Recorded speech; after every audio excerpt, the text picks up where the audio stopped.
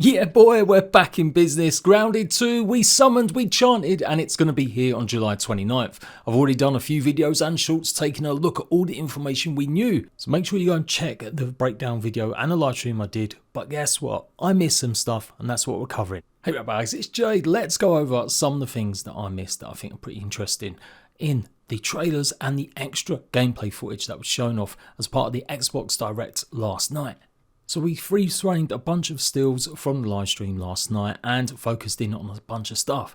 So I highlighted the fact that we're going to have more mutation loadouts and of course perks, but what I missed was under Assassin, it did mention Sickles. So dual wielding is coming and it looks like it's going to be mainly for just daggers and sickles, not necessarily for swords.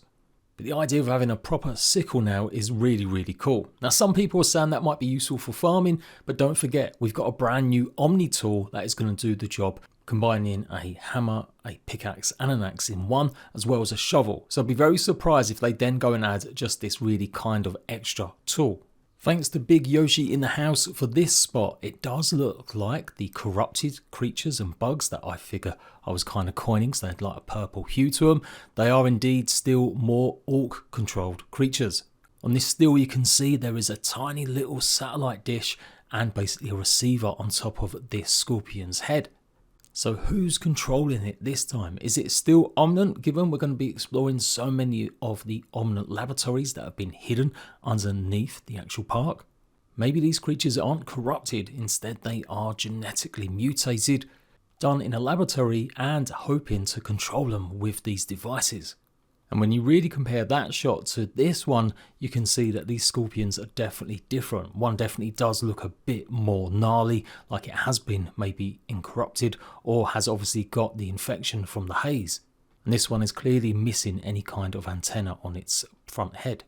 Slightly more speculative, but are auto turrets being added to the game? Let's face it, turrets in Grounded have kind of always sucked. They've been revisited a few times, but hardly anyone really uses them because they're often just a bit too weak. Or the ammo that is good just takes so long to craft and grind, unless you're getting attacked by some flying creatures on your base that's maybe a bit high. There's some shots of the teens actually standing on a balcony, a couple of them at least, and it does look like the turrets are auto-aiming. Now, I'm pretty sure that you normally see the actual teens sitting on the side by the petal, no? Like I said, hardly anyone uses them, and it's been a while since I did. But this would be a great addition if it's the case, but does raise another question: is there going to be more power devices in the game? Since you would expect something like this to run on some sort of electricity. Stealth is finally going to be a thing, making better use of the crouch functionality that we've had in the game always. But apart from ducking under some leaves or maybe some bushes, you never really used it because it did seem like bugs still knew you were there. So I'm really pleased to see sneak attacks look like it's actually going to be a thing, or at least I'm hoping it is, and this isn't just the effects of dual weapons. But what did we miss? This shot here, as well as a few others in the trailers, do show off we're going to be crouching and stealthily making our way through places a lot more. In fact, it looks like you can't even stand up in this place. And I'm really hoping they lean into this, making it that we have to have stealth to get past certain creatures or certain areas. Speculation point, I know, but if they do have something that a creature is just way too dangerous, even if you're the parry master, until you can get to a certain point to maybe deactivate it or make it a little bit easier to fight. Also interesting that we never saw any actual robots, no Ruz-T's enemies or anything like that. Now it's really small, but is that something like a robot light with the red on it? It's very different from the orange light we see on the side of the wall, not to mention its position, which is pretty high up.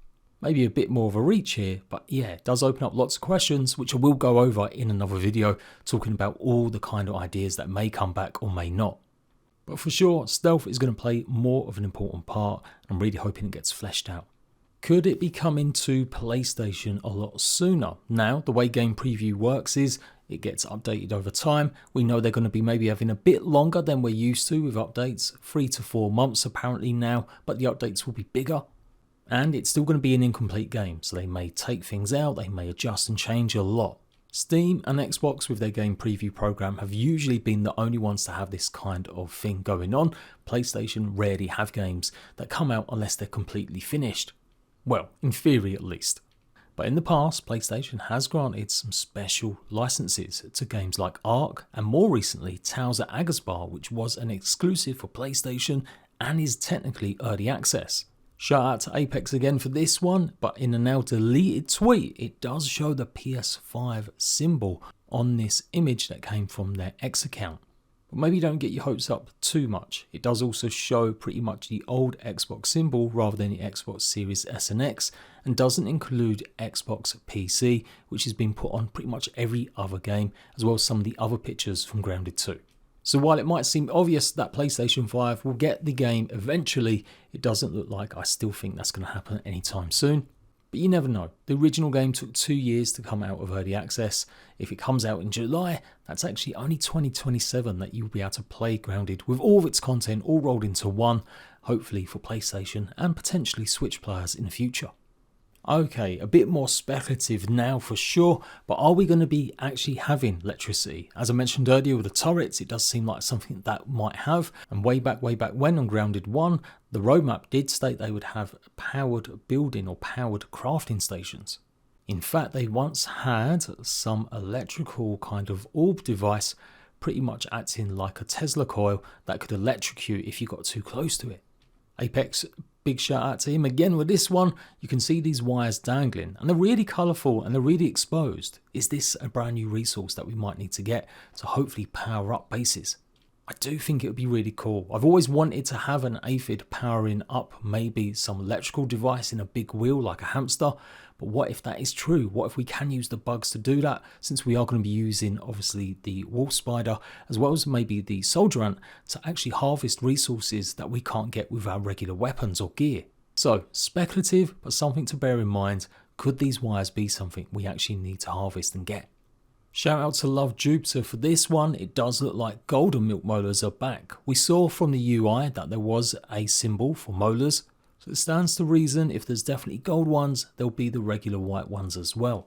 If you zoom in on the mushrooms on this tree, it's clear to see that is a gold milk molar, as it does have the etching on the side as well. But that might not be the only new collectible. We didn't see any kind of scabs so far in any of the trailers, which kind of makes sense given we've got some sort of new power glove that looks a bit like from Nintendo. It's on each one of the teen's left hands, and you can see it's definitely a glove rather than a scab wristwatch. But also shout out to Apex again for this one. As you can see, it does look like there is a new collectible, which to me looks like it is one of the Puncho juice boxes. Are these going to be just simply consumables that we can find and drink? Or are they going to be a set of these kind of mini collectibles that we can have maybe for bases or something a bit more? And while I covered it in the first initial trailer reaction during live stream, I didn't actually mention the backpacks. They are definitely got some new vibes to them. Remains to be seen whether or not we'll be able to upgrade them over time or actually change them. It does look like customization is still something they're not going to be adding for Grounded 2. But at the very least, you'll stand out a little bit more now with your own actual backpack that fits each team. Something else I did read from livestream that seemed pretty important now, thinking about it, on the Steam page, it's got this passage: a shadow that follows you. The threat is always there, watching, learning, waiting. You don't know where it's come from, only that it never leaves. The deeper you dig, the closer it gets. Some mystery should stay buried, but it's too late now. It knows you're looking and it's ready. Every answer drags you deeper, every step invites something closer. You were never alone. You thought you were in control. You were wrong. Has this dark force, malevolent, that's following us got something to do with the purple graffiti that we see everywhere? Someone maybe wants revenge, hence why the picture of what we presume is the new ominous director has been ripped off the wall, and instead of its place is this dark purple insignia. We're about to get a horror game in Grounded once again. Forget the spiders eating your face, something even worse could be there. And finally, we did see a couple of small shots showing some eggs around, most likely ant ones. And in this one, we can see we're actually carrying it on our shoulder. So it does look like as part of getting our buggies, the brand new bugs to go and ride, it may be a bit more complicated to actually go and get them as your first egg. The Steam page does say we can hatch them, so that means that we might be able to breed them, but more than likely we're still going to be going ahead and just grabbing eggs from wherever the nests are and bringing them back, but now more complicated in that only we might be able to carry them instead of actually having them in our inventory. This makes sense, and it's a mechanic that's been used a lot in games like ARC, where you go and grab wyvern eggs.